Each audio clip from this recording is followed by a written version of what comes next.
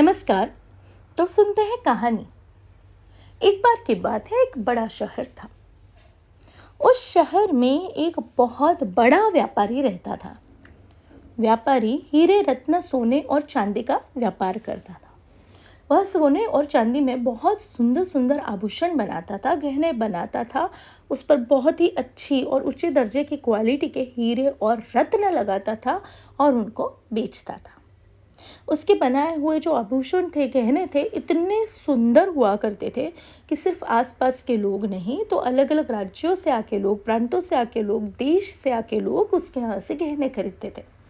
उसकी कीर्ति, उसके हाथों की कला की कीर्ति इतनी प्रसिद्ध, इतनी फैली हुई थी कि दूसरे देशों के राजा और रजवाड़े से लोग आते थे, उससे गहने बनवाते थे, अलग अलग कलाकृतियाँ बनवाते थे और अपने साथ ले जाते थे। व्यापारी के यहाँ सुख समृद्धि की नाम की किसी चीज़ की कोई कमी न थी। उसका जीवन बहुत ही आनंद सुख से चल रहा था। वह इतना समृद्ध था कि उसके घर पर कलर पेंट की जगह उसने सोने की पुताई करवाई हुई थी। सोने का कलर चढ़ाया हुआ था, सोने की प्लेटिंग करवाई हुई थी दीवारों पर। वह बहुत प्रसन्न रहता, अपने परिवार के साथ सुखी रहता था। व्यापारी के 2 बच्चे थे। दोनों जब 11-12 साल के हुए तो व्यापारी ने सोचा कि इन्हें भी अपनी कला सिखाई जाए। उसने अपने बच्चों को बुलाया और कहा, बेटो, मैंने यह कला अपने पूर्वजों से पाई है। अब मैं चाहता हूँ कि तुम भी ये सीखो, तुम भी ये करो और आगे बढ़ो जीवन में। बच्चे खुश हो गए। उन्हें लगा कुछ अच्छा सीखने को मिल रहा है। उन्होंने पिताजी से मन लगाकर कला सीखी। उन्होंने देखा कि पिताजी कैसे सुंदर सुंदर आभूषण करते हैं, क्या डिज़ाइनिंग में स्पेशलिटीज़ हैं। करते करते बच्चे 20-25 साल के हो गए और बहुत सुंदर गहने बनाने लगे। पिताजी की तरह अपनी कला में प्रवीण हो गए। व्यापार और धंधे में और बढ़ोतरी हो गई। एक दिन ये दोनों बच्चे एक एग्जीबिशन के लिए पड़ोस के राज्य में गए। वहाँ पर इन्हें अपनी तरह के 2 20-25 साल के हम उम्र लड़के दिखाई दी। उनको देखकर ये बहुत खुश हुए और स्वाभाविक बात है वो लोग भी बहुत खुश हुए, क्योंकि दोनों की यानी चारों की जो आयु थे कुछ 20-25 साल के बीच में थी। व्यापार व्यवसाय भी सेम ही था। बहुत सारी बातें हुई, बहुत सारी बातें शेयर की गई और बहुत खुशी सबको मिली। उस व्यापारी के बच्चों ने बोला कि तुम्हारे आभूषण बहुत सुंदर है, बहुत ही सुंदर यूनिक काम किया हुआ है, और हमारे जो आभूषण हैं ये बहुत ही अलग हैं, नए किस्म के हैं। हम एक देश में गए थे किसी काम के संबंध में, तो वहाँ पर इस तरह के आभूषण गढ़े जाते हैं। हमने सोचा कि अपने यहाँ इसको भी लाया जाए, और हमने उन लोगों की कला को अपने काम में समाहित किया, और ये उसका फल है। इन्होंने भी देखा कि आभूषण बहुत सुंदर है, लेकिन साथ ही साथ उसमें एक अलग तरह का नयापन है। इन्हें ये बात बहुत रुची। वह अपने पिताजी के पास आए और पिताजी से बोले, पिताजी, ऐसा ऐसा हुआ है, हम भी चाहते हैं कि हम इस चीज़ को अपने काम में ऐड ऑन करें। पिताजी ने बोला, अच्छी बात है, एक सेगमेंट वैसा भी डाल देते हैं, कोई दिक्कत नहीं है, लेकिन ध्यान रखना कि फोकस अपने यहाँ के इस पर हो। जो हम इतने सालों से करते हो वो नहीं हटना चाहिए, वो बना रहना चाहिए। बच्चे ने बोला, ठीक है पिताजी। अब जब इन्होंने नए तरह के गहने इंट्रोड्यूस किए, स्वाभाविक से लोगों को बहुत आनंद आया, उन्हें कुछ नया मिला। उन्होंने आकर ये गहने खरीदे। जो नई जनरेशन के लोग थे उन्हें भी, जैसे उन्होंने कहा था, इस तरह के गहने हल्के थे, सुंदर से, डिज़ाइनर, नई पद्धति के कुछ डिज़ाइन थे, कुछ हटके डिज़ाइन थे, बहुत पसंद आए। उन्होंने इसे खरीदना शुरू कर दिया। धीरे धीरे बच्चों ने भी इस तरह के सेगमेंट पर, इस प्रोडक्ट पे अपना ज़्यादा वक्त, ज़्यादा पैसा डालना शुरू कर दिया व्यापारी के बेटों ने, और उनका ध्यान हटकर 50 से 60, 60 से 70, 70 से 80 और फिर 90 से 100% नए तरह की डिज़ाइनिंग पे चला गया, और पुराने तरह की डिज़ाइनिंग अब थोड़े बहुत वो बनाने लगे। शुरू में कुछ एक साल आसपास के लोगों ने उस बहुत माना, बहुत तारीफ़ें की, बहुत सारा कुछ खरीदा। धंधे में और बढ़ोतरी हुई, और धीरे धीरे कर लोगों का मन कुछ उबने सा लगा, लेकिन फिर भी काम अच्छा चल रहा था। एक दिन इनके शोरूम के पास, इनकी दुकान के पास में ही दूसरा शोरूम आ गया। उन्होंने भी इस तरह के गहने अपनी नवीनता के साथ इंट्रोड्यूस करवाए। लोग उधर भागे। फिर तीसरा शोरूम आया। फिर हर गली कुच्चे में छोटी मोटी दुकानें, हर शहर में, हर राज्य में इस तरह की दुकानें खुलने लगी और लोग वही खरीदने लगे, वही पहनने लगे, वही जानने लगे और इन लोगों के बनाए हुए गहनों को लोग भूलने लगे। जो इस तरह के गहने पहनना भी चाहते थे वो नॉन अवेलेबिलिटी के कारण पहन नहीं पा रहे थे।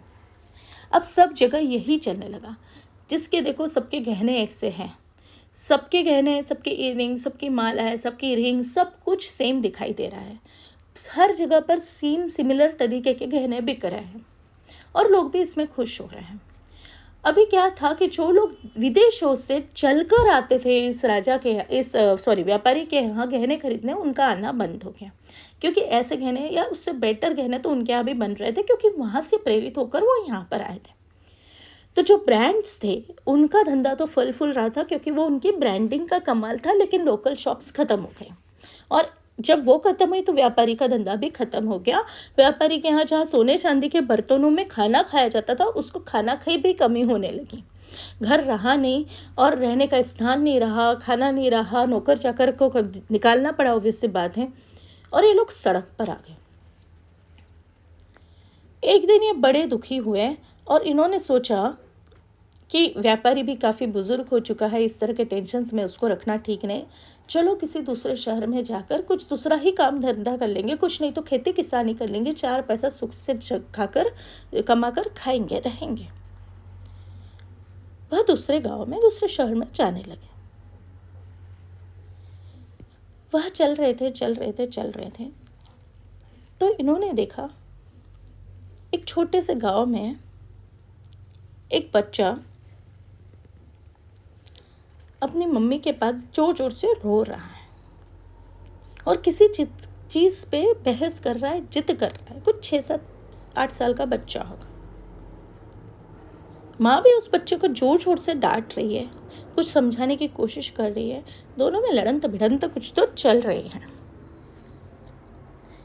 इन लोगों के जीवन में अब कुछ शेष तो रह नहीं गया था। इन्होंने सोचा चलो देखते हैं माजरा क्या है, क्या हो क्या रहा है, चल क्या रहा है इनका। ये लोग वहाँ पर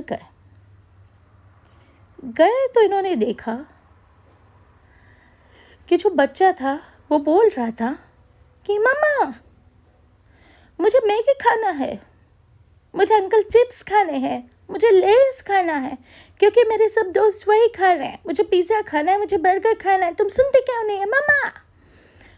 माँ उससे डांट रही थी।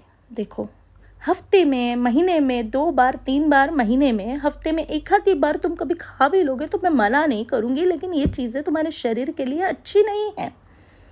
ये दाल भात खाओ, सब्जी खाओ, क्यों यही क्यों खाना है, क्या है इसमें ऐसा खास। देखो जब सब लोग मैगी खा रहे हैं, सब लोग बर्गर खा रहे हैं, पिज़्ज़ा खा रहे हैं, कोल्ड ड्रिंक पी रहे हैं, तो मैं क्यों ना पीऊँ।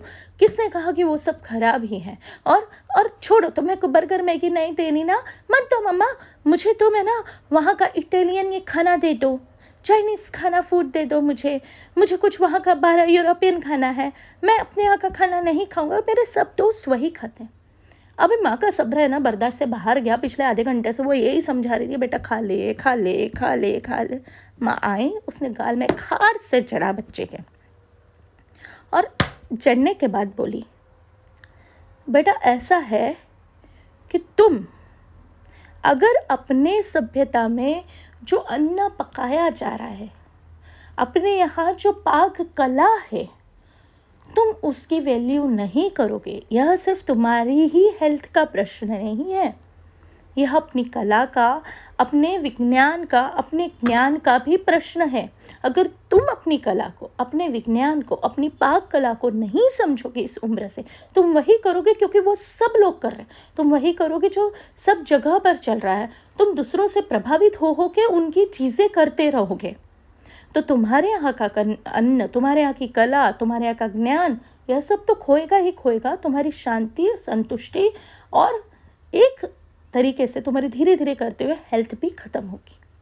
तो ये तुम्हें करने नहीं दूंगी। तो चुपचाप जो थाली में बना है, दाल चावल सब्जी रोटी कोशिम्बीर खाओ, वंस इन अ व्हाइल तुम्हें Maggi cold drink European Italian Thai जो खाना है वो सब दिलवाया जाएगा, पर पहले ये खाओ। व्यापारी ने अपने दोनों बच्चों की ओर देखा और 25 से जो 20 27 28 के हो गए थे, 3-4 साल जिनके व्यापार के खराब हो गए वो ख़त्म हो गए थे, उन दोनों बच्चों ने अपने पिताजी की ओर देखा। दोनों ने एक दूसरे के भाव को समझा, दोनों रोने लगे, पिताजी भी और दोनों बेटे भी। तीनों लोग जैसे गए थे उल्टे कदमों से चलकर वापस अपने घर की ओर आए, जिसकी दुर्दशा हो चुकी थी। कहीं से लोन लिया, थोड़े पैसे लिए, वापस से अपना काम शुरू किया। स्ट्रगल करना पड़ा क्योंकि सब कुछ खत्म हो गया था, जीरो से शुरू करना पड़ा। पर 8 से 10 साल के भीतर लोगों को वापस से इनके गहनों की समझ आने लगी।